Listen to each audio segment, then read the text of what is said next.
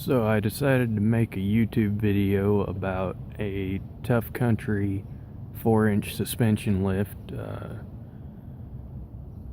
I bought it for $562 with shocks.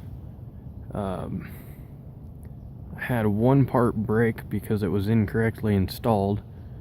The shop I had install the front end of the lift didn't do it correctly, and I can show you which part broke.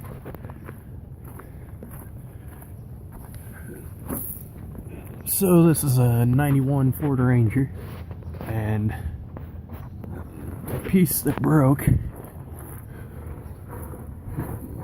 was this I-beam bracket here.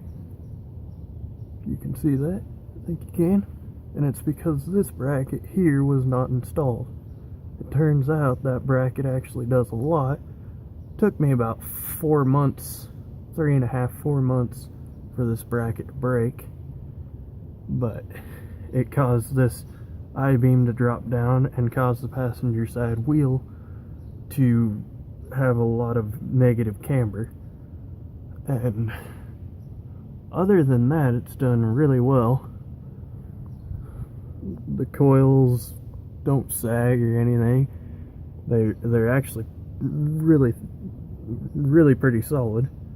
It rides pretty rough. I think I'd go with a different set of shocks. But for $562, I can't really complain. Let's see. The rear end would not actually be this tall with the lift.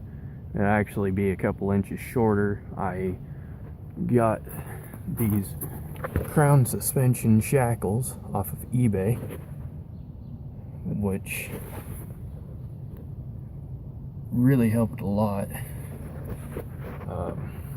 They're pretty heavy duty. They only cost me $46, I think, and they shipped up from California to Oregon in just a couple of days. Otherwise, I was having a problem where my tires, which are 33 12.5s, were getting up into the fender up here, right in there, and it was eating away at the sides of the tires, if you can see that, right in there. So I got those shackles, and the front end's gonna get more lift after I solid axle swap it, and it's also gonna get a 2-inch body lift for so I can fit 33, or not 33s, 35-inch tires. All in all, this has been a pretty good lift. Haven't had any other problems with it. I did install a steering stabilizer.